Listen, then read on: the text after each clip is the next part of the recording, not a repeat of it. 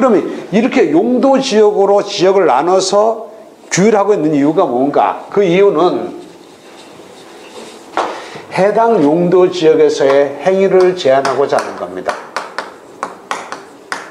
행위를 제한하는데 그게 어떻게 행위를 제한하는가? 첫 번째가 용도 제한이고요.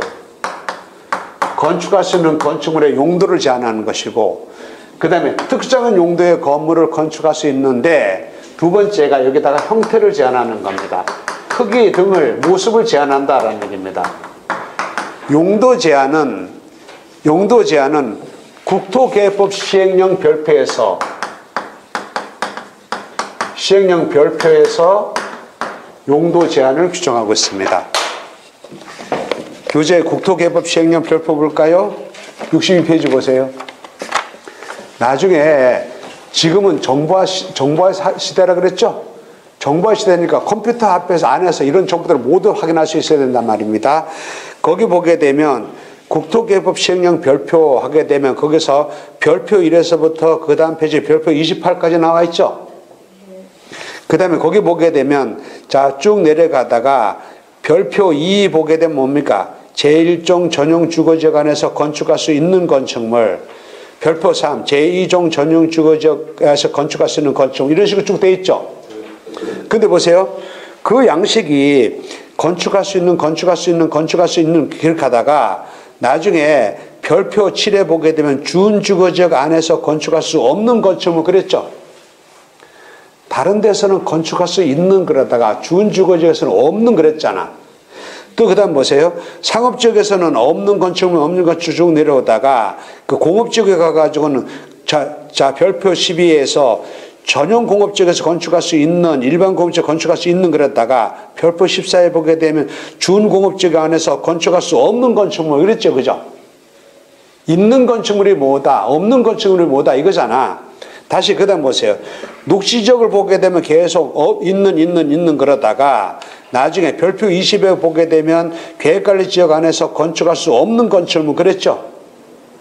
그리고 그 밑에도 있는 건축물 이렇게 쭉 나오죠. 자 여기 보세요. 이 지역에서 건축할 수 있는 건축물은 뭐다라고 있는 건축물은 뭐다라고 규율하는 방법과 여기에 없는 건축물이 뭐다라는 규율하는 방법이 있단 말입니다. 어느 것이 보다도 규제가 완화되어 있는 규제입니까? 건축할 수 있는이 더 완화된 겁니까? 없는이 더 완화된 겁니까? 예? 있는 이 말은 이 지역에서 건축할 수 있는 건축물이라고 하는 것은 요것만, 나열된 요것만 건축할 수 있고 나머지는 안 된다 이 말이야. 없는 이 말은 뭡니까? 요거는 이 지역에서 건축할 수 없다. 이거 빼놓고는 다 될 수 있다 이 말이거든요. 따라서 없는이라고 규율하고 있는 것이 좋은 거죠. 없는이라고 규율된 게 뭐 있습니까? 아까 상업지역 말고 준주거지역, 준공업지역, 그 다음에 계획관리지역 이거죠. 이런 것에는 없는이잖아. 따라서 그런 데가 좋다 이 말이에요. 계획관리지역이 다른 데보다 좋다라고 하는 얘기가 그런 얘기라는 얘기입니다. 건축할 수 있는 건축물의 용도가 확 풀어진다 이 말입니다. 그 다음 보세요. 예컨대 별표 4 보게 되면 제1종 일반 주거지역에서 건축할 수 있는 건축물 되어 있죠. 그리고 별표 4 앞에 보게 되면 이렇게 네모 속에 이렇게 더하기 표시가 되어 있죠. 집에 가서 해보세요. 국토개혁법 시행령 찾아가서 여기 가가지고 요거를 찾아서 요거를 클릭하게 되면 여기서 제1종 일반 주거지역에서 건축할 수 있는 건축물 그랬죠. 그죠? 쫙 펴게 되면 이게 쫙 저면이 쫙 펴지면서 요 앞에 표시가 마이너스 표시로 바뀝니다. 내용이, 이건 이제 목차만 있잖아. 이게 클릭하게 되면 구체적인 내용이 나온단 말이에요. 이걸 다시 클릭하게 되면 차를 접히고 요 제목만 나타나고. 그래서 요 내용들을 보고 여기서 일종 일반 주거지에서 건축할 수 있는 것을 뭐라고 어떻게 규율하고 있는지를 모두 다 여기서 알 수 있다는 얘기입니다. 참고로 제1종 일반 주거지에서 건축할 수 있는 건축물을 하게 되면 이렇게 되어 있습니다. 자, 1호 건축할 수 있는 건축물 해가지고 저거 뭐 4층 이하 건물로 이러이러한 건물을 건축할 수 있다라고 하는데 여기다가 소매점 건축할 수 있다, 여기다 뭐 단독주택 건축할 수 있다, 여기서 무슨 목욕탕 짓을 있다 이렇게 안 나오고 어떻게 나오냐 이렇게 합니다. 건축법 시행령 시행령 별표 1 제1호의 단독주택. 이렇게 나온단 말입니다. 그 말은 무슨 얘기입니까? 아까 건축시행령 제1호 단독주택 봤었죠? 거기에 해당되는 거 협의 감옥의 단독주택, 다중주택, 다거주택, 공간 다 된다 이겁니다. 그 다음에 나 해가지고 여기는 건축시행령 별표 1 제3호의 제2호의 공동주택. 단 아파트는 제외한다. 아파트를 제외한 공동주택들, 연립주택, 다세대주택 이런 것들 다 질 수 있다는 얘기죠. 아파트는 안 되고. 자, 그 다음에 뭐 질 수 있다라는 것이 구체적으로 이렇게 분류 개념으로 나온단 말이에요. 그 다음에 어떻게 나오는가? 건축시행령 별표 1 제3호의 근린생활시설. 제3호 근린생활시설에 해당되는 것 다 질 수 있다 이겁니다. 그 다음에 요런 거 뭐 질 수 있다 이렇게 나온단 말입니다. 이 말은 무슨 얘기입니까?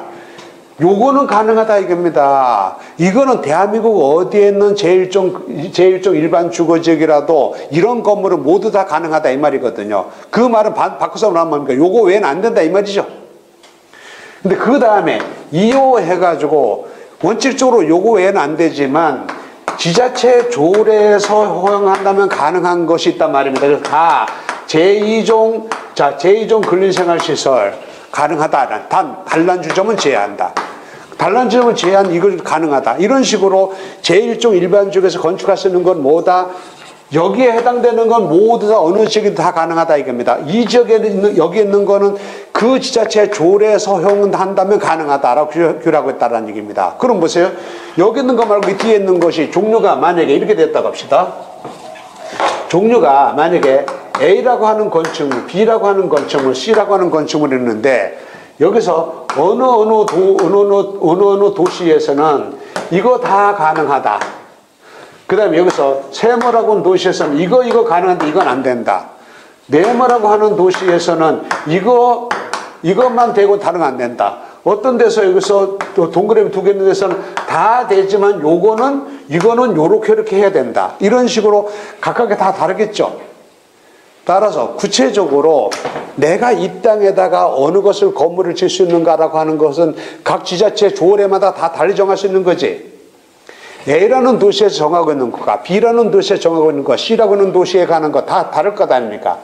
따라서 구체적으로 내가 이 땅에다 뭘 질 수 있는가라고 보려고 하게 되면 그 지자체 조례를 찾아가서 그 조례에서 거기에다 이러이러한 건물을 건축하는 것을 허용하는가 안 하는가를 봐야 될 것 아닙니까? 이해가셨습니까? 그러나 보세요. 어느 정도 차이는 있습니다만 보세요. 어느 지역이든지 주거지역 중에서는 준주거지역 제일 좋다는 건 대한민국 다 공통이지. 예? 공업지역에서는 준공업지역이 다른 공업지역 좋다는 건 다 공통이지.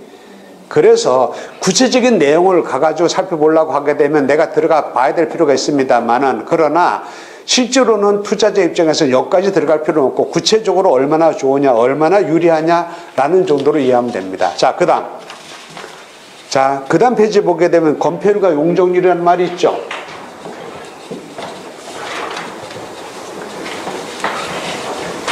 이 역시 건폐율이다, 용적률이다 라고 하는 개념은 일본식의 한자 표현인데 이런 거예요. 건폐율.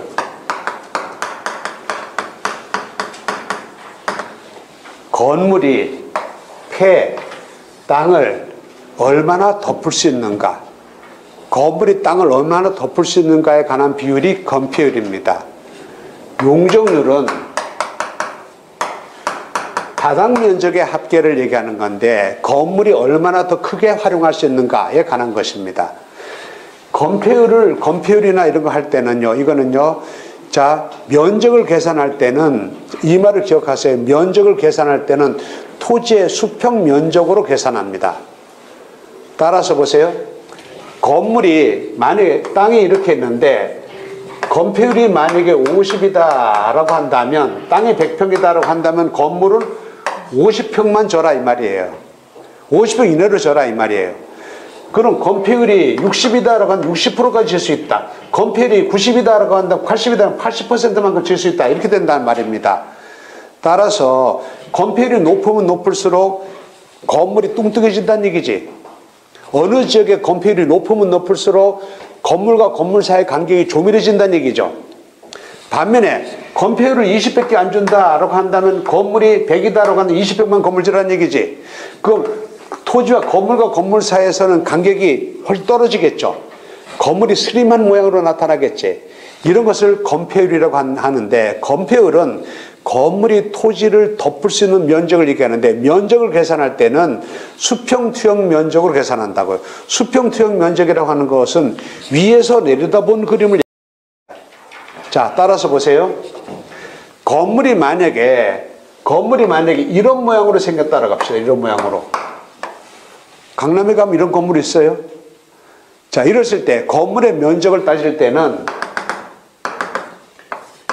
요게 건물의 면적일까요? 요게 건물의 면적일까요? A일까 B일까? 위에서 내려다본 그림, 수평투영 면적이라고 했죠? 요거란 말입니다. 요게. 자, 그 다음 보세요. 만약에 건물이 이렇게 생겼다라고 한다면 요게 건폐율 계산의 건물의 면적이지. 근데 만약에 건물이 이렇게 기와집 형태로 되어 있다라고 한다면 위에서 내려다본 건폐율은 어떻게 했습니까? 요게 건물의 면적이지. 요게. 건물이 깔고 앉은 건 요거지만 이게 건물의 면적이잖아. 토지 면적, 자, 볼까요? 토지 면적. 자, 땅이 만약에 경사가 이렇게 되어 있습니다. 이렇게. 그러면 토지 면적은 요 A, 요게 토지 면적일까? B, 요게 토지 면적일까? 어느 게 토지 면적이에요? 아까 뭐라 했습니까? 수평투영 면적. 위에서 내려다본 그림. 요거는 뭡니까? 요거는 표면적. 요거는 토지 면적. 따라서 경사가 제로다라고 한다면 면적과 표면적이 동일하지. 경사가 가파르면 가파를수록 토지의 면적보다 표면적이 점점 더 늘어나겠죠. 이해가셨습니까? 자, 건물이 얼마나 토지를 덮을 수 있는가에 관한 비율, 이것을 건폐율이다라고 한단 말입니다. 용적률이라고 하는 것은 바닥 면적의 합계를 용적률이라고 하거든요. 따라서 만약에 어느 지역에 건폐율이 50이고, 자, 용적률이 이게 만약에 150%다라고 합시다. 그러면 이런 얘기죠. 이게 100이라는 땅이 있다라고 한다면 건물 질 때 여기 50%만 건물 져라. 그럼 여기 50평짜리 건물 져야 되겠지. 그 다음에 여기다 건폐율 용적률이 150이다라고 한다면 보세요. 50 이렇게 하게 되면 50, 2층 50, 3층 50 하게 되면 150이 되겠지. 건폐율 50에서 용적률 150이다라고 한다면 바닥 면적, 여기 일치 바닥 면적 50평짜리 건물을 3층으로 질 수 있다는 얘기 아닙니까? 용적률이 150에서 만약에 200으로 올라갔다라고 한다면 어떻게 되겠습니까? 여기다가 한층 더 올라갈 수 있는 거지, 이렇게. 그러면 이렇게 하게 되면 200이 되잖아요. 이해가셨습니까? 최근에 와가지고 우리 도시에서 보게 되면 중구 이런 쪽에 용적률을 올려달라고 난리죠. 즉 뭐예요? 용적률을 올리게 되면 어떻게 되는 겁니까? 용적률을 올리게 되면 건물의 층수가 올라가는 거지. 자, 건폐율을 올리게 되면 어떻습니까? 건물이 뚱뚱해지지. 용적률을 높이게 되면 어떻게 된다고요? 용적률은 건물이 높이가 높아진다라는 얘기입니다. 자, 이것이 용적률을 만약에 보세요. 용적률을 건폐율 50이다. 용적률이 만약에 1000이다 라고 한다면 여기다가 이 땅에다가 100이라는 땅에다 50층 해가지고 이거를 20층까지 질 수 있다는 얘기지. 될 거 아닙니까? 용적률이 1000에서 1500으로 늘렸다 그러면 어떻습니까? 여기서 50평짜리 해가지고 30층까지 질 수 있다는 얘기지. 층수가 올라가잖아. 건폐율을 높이게 되면 건물이 뚱뚱해지고, 뚱뚱하다는 말이 좀 여러분이 이해의 편의를 위해서 설명하는 건 건물이 뚱뚱해지고 건폐율을 낮추게 되면 건물이 스림해지고 용적률을 높이게 되면 건물이 더 높이 올라갈 수 있고 자 여기서 용적률을 낮추면 건물이 낮아질 수 있고 자 각 용도 지역마다 건폐율과 용적률을 정하여 이 범위 내에서 건물 져라라고 하고 있단 말입니다. 그래서 이 각각 용도 지역에서 건축할 수 있는 건축물의 용도가 뭐다? 이거 용도 제한이고 일정한 용도의 건물 짓 때 어떤 크기로 져라라는 형태 제한인데 형태 제한은 건폐율과 용적률에 따라서 규율하고 있다는 얘기입니다. 거기 보게 되면 건폐율과 용적률에 관한 도표를 한번 보시겠습니까? 보게 되면 어떻습니까? 건폐율은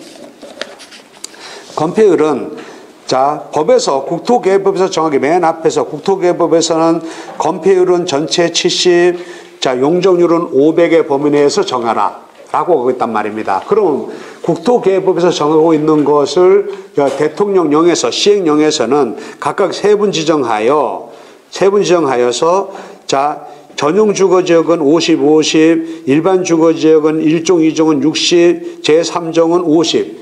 왜 제3종은 건폐율이 50일까요? 아파트 높게 초고층으로 올라가니까 3종은 그러니까 건폐율을 좀 다른 데보다 적게 주겠다 이겁니다. 근데 준주거지역은 얼마입니까? 건폐율이 70이지. 자 이렇게 정해놓고 자 각 지자체 조례에서 니들 형편대로 알아서 정하라 라고 하겠단 말입니다. 그럼 자 여기 보세요. 준주거지역이야. 준주거지역의 건폐율이 최대가 얼마라고요? 최대가 70이지. 70인데 이렇게 정할 수 있단 말입니다. 70% 범위 내에서 각 지자체 조례에서 알아서 정하라. 그러면 만약에 서울에서는 우리는 땅이 좁으니까 우리는 준주거지역 건폐율 법에서 허용하는 최대치로 70을 허용하겠다라고 할 수 있겠죠. 자, 대구광역시에서는 우리는 서울처럼 그렇게 땅이 부족한 게 아니다. 우리는 여기서 준주거지역 건폐율 60만 주겠다 이렇게 할 수 있겠지. 포항으로 갔습니다. 우리는 55만 주겠다 이렇게 할 수 있지. 영천으로 갔어. 우리는 50만 주겠다 이렇게 할 수 있겠지. 70의 범위 내에서 지자체에서 알아서 정하라 이 말이에요. 자, 그런데 보세요. 어디든지 보세요. 어디든지 구체적으로 조금씩은 차이가 있겠습니다만은 준주거지역은 다른 데보다도 건폐율이 더 높다라는 공통이지. 준주거지역이 좋다라고 하는 것은 대한민국에 어디든 똑같을 거 아니냐고. 다만 구체적으로 건물 졌을 때 얼마를 줄 수 있는가라고 하는 것은 그 지자체 조례를 찾아가 봐야 알 수 있겠죠. 용적률은 다시 보세요. 용적률은 거기서 500% 이내에서 지자체 조례, 자, 500% 이내에서 자, 시행령으로 정하라는 시행령에서 50에서 100 사이, 100에서 150, 100에서 200 이런 식으로 이 범위에서 하라 그랬죠. 그러면 준주거지역은 200에서 500 이래 놨죠. 준주거지역의 용적률은 200에서 500 범위 내에서 지자체 조례로 정하라 그랬지 않습니까? 그건 이렇게 할 수 있어요. 용적률에 대해서 서울에서는 우리는 500 다 주겠다. 대구에서는 우리 400만 주겠다. 포항에서는 350만 주겠다. 다를 수 있겠지. 자, 그런데 자 이거 보세요. 구체적인 건폐율과 용적률은 자 투자자의 우리 입장에서는 그거를 알 필요가 없습니다. 구체적으로 건폐율 용적률을 얼마나 주는가라는 거는 지자체 조례를 찾아가 봐야 되겠죠. 내가 만약에 통영에 가가지고 땅을 샀는데 통영에 있는 땅이 준주거지역이야. 준주거지역에 있는 땅에 여기서 건폐율 용적률이 얼마인가라는 걸 확인하려고 하게 되면 통영시 조례를 가서 봐야 되겠지. 전라도 순천에 가가지고서는 내가 준주거지역에 있는 땅을 샀어. 여기다가 건폐율 용적률이 뭔가 보려고 하게 되면 순천시 조례를 와야 되겠지. 그러나 준주거지역은 어디 통영이든 순천이든 어디든 다른 데보다도 준주거지역이다라고 한다면 건폐율 용적률을 더 준다. 더 유리하다라는 거 공통이지. 구체적으로 몇 프로 주는지 내가 알아야 되냐고요. 이건 누가 알아야 돼요? 구체적으로 건폐율 용적률을 얼마 주는지 누가 알아야 돼? 집 짓겠다는 사람이 건축 관계자가 알아야 돼. 집 짓겠다는 사람이 건축사가, 그 다음에 여기서 건축업자가 알아야 되는 거지. 우리가 알아야 되는 건 아니라고. 우리는 뭐예요? 우리는 건축업자가 아니지. 우리는 말이에요. 우리는 우리가 투자 유망한 미래 가치가 있는 땅을 사서 건물 짓겠다는 사람한테 땅으로 팔아먹는 사람이 투자자는 건물을 짓겠다고 한다면 투자자의 범죄에 이미 벗어나는 거야. 물론 보세요. 땅을 사가지고 여기다 건물까지 져가지고서는 팔게 되면 투자 이익은 보다도 많이 늘어날 수 있겠지. 대신 어떻습니까? 기가 늘어나겠지. 투자자는 말이에요. 늘 투자 이익이 몇 프로냐 이걸 생각하기 전에 단위 기간당 투자 이익이 몇 프로냐 이걸 생각해야 된다고. 여러분 생각해 보세요. 5년에 100% 수익을 올리는 것하고 1년에 20% 수익을 올리는 것하고 여러분들은 어느 걸 선택해야 돼요? 5년에 100% 수익을 올리는 거? 아니 1년에 20% 수익을 올리는 거. 1년에 20% 수익을 올린다고 한다면 이걸 계속 하다 보면 복리 계산해야 되잖아 나중에. 따라서 여기서 내가 몇 프로 수익을 올리는가 이거보다는 단위 기간당 몇 프로 수익을 올리는가 이게 더 중요하다고. 내가 여기서 10년간 걸쳐서 내가 2배, 자, 200% 수익을 올린다. 이거 하고 내가 1년 만에 내가 50% 수익을 올릴 수 있다고 한다면 그 후자를 택해야 될 거 아닙니까? 따라서 투자자의 입장에서는 여기다 건물을 어떤 건물을 질 수 있는가, 그 건물이 얼마나 좋은 건물을 질 수 있는가, 얼마나 큰 크기로 질 수 있는가, 그 조건이 얼마나 법에서 유리하게 정하고 있는가 이것만 알면 되고, 내가 좋은 용도의 건물을 크게 질 수 있는 땅을 갖고 있다고 한다면 나한테 와가지고 그 땅 팔아라는 사람이 막 쓰겠지. 근데 내가 만약에 건물을 질 수 있는데 건물 제대로 지은 건물 못 져. 여기다 짓는다 하더라도 작은 건물밖에 못 져. 용도가 제한되어 있고 크기도 제한돼서 그럼 다른 사람이 내가 땅을 팔려고 하더라도 땅 사겠다는 사람이 없어질 수 있겠지. 두루뭉실하게 어느 것이 좋으냐 얼마나 좋으냐라는 식으로 이해하면 되지 구체적으로 이 땅의 구체적인 건폐율과 용적률이 얼마냐, 구체적으로 이 땅에 어떤 건물을 질 수 있는가, 이거는요 해당 지자체 조례 찾아가면 돼. 내가 순천에 있는 땅이다. 순천시 조례 찾아가 이 땅에 어떤 건물을 질 수 있는가, 어떤 크기를 질 수 있는가 내가 보면 돼. 그러나 우리는요 투자자로서 자 어디든지 준주거 지역은 다른 데도 좋다는 건 다 공통이잖아. 실제로 지자체 조례까지 찾아가 본 적은 거의 손에 꼽을 정도밖에 안 됩니다. 찾아가 볼 필요가 없습니다. 두루뭉실하게 좋으냐 나쁘냐라고 이해하면 되니까요.